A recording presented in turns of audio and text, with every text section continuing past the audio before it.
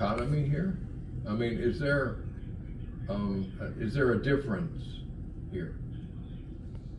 I think there's a focus, a focal point of morning, noon, and night. Whereas we're to be in prayer, our life being a prayer. But when he mentions morning, noon, and night, that's kind of a stopping point. People stop to eat, generally 3 times a day. And we have to be spiritually fed. When I was growing up, and I'm an old man, the term morning, noon, and night meant all the time. Does anybody remember that? Yeah, you're right.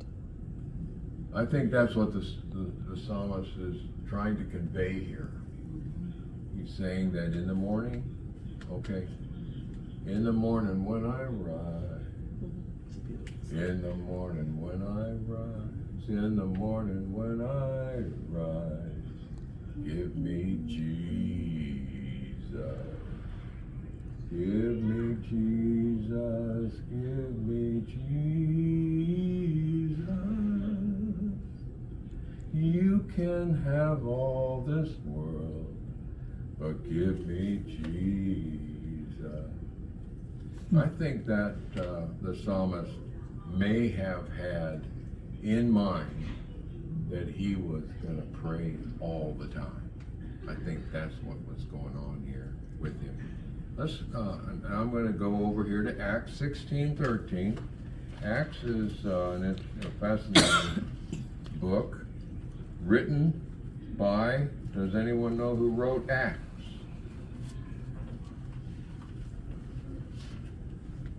The Acts of the Apostles. Well, so that I don't keep you all in suspense, it was written by Luke, who wrote a gospel titled Luke, or Gospel of Luke. Many people will say that Paul wrote most of the New Testament, but they would be wrong. Because if one counts the number of pages in Luke and the number of pages in Acts, and then compares them to the epistles that are authored by Paul, it's 1 or 2 pages different on the side of Luke. Luke wrote most of the New Testament. Yeah, maybe because he wrote many more books, but not so much in volume. That's what a lot of people don't. They don't make that distinction. Right. So let's go to 16:13. And 16:13 says, and on the Sabbath, we went out of the city by a riverside, where prayer was wont to be made. That means that it was desired. They wanted to pray. And we sat down and spake unto the women who resorted. That means they assembled in this particular instance. That's what that means. They met there. So what we're finding out here is that without regard to a person's station in life, we're all encouraged to pray, whether we're men, women, boys, girls, children, young adults, ancient people like me. We're all encouraged to pray. Together. And it is important that we maintain our relationship with our Creator. And I'm going to bring in some more information in just a moment relating to some of the teachings that I've been making over the last few weeks. So you might, while you're studying this, consider that I'm going to be springing some information, questions, and asking for information. So I'm going to go to Mark, first chapter of Mark, verse number 35. So here we go. First chapter of Mark, verse 35. And in the morning, rising up a great while before day, he went out and departed into a solitary place and there prayed. Now, I'm wondering who this he is who went up early in the morning to a solitary place and prayed. My original question was where and when, and then I began to develop, well, okay, where? Just on Sunday? Just at mealtime? All the time? And I really appreciate what you said there, that we're supposed to be praying all the time. Very, very marvelous.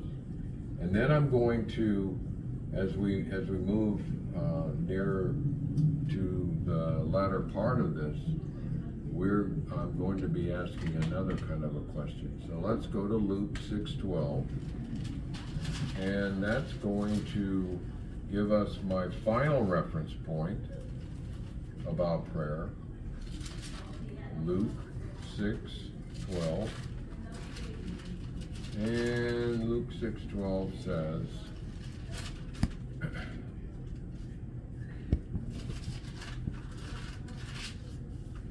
and it came to pass in those days that he went out into a mountain to pray and continued all night in prayer to God. The previous passage in Mark, I asked the question, who is the he? And I think that you probably intuitively knew that it was Jesus. And here in Luke, we have a marvelous passage where what's happening? 6:12. And it came to pass in those days that he went out into a mountain to pray and continued all night in prayer to God. In my excursions throughout the New Covenant, the New Testament, I am impressed that Jesus prayed a whole lot. He prayed in the morning, he prayed at a dark, he prayed at night, he prayed all over the place. He was in prayer. And the object of his prayer was what? Or who? That's a question. To the Father. Why do you think he would pray to the Father? He's God, right? Why would he be praying to the Father? He was still human, so that humanity still wanted to be, he needed to pray. Certainly he did. And what do you think about this idea? Maybe he was modeling so that when we come down here all the way down thousands of years later, we go, he prayed. We ought to pray too.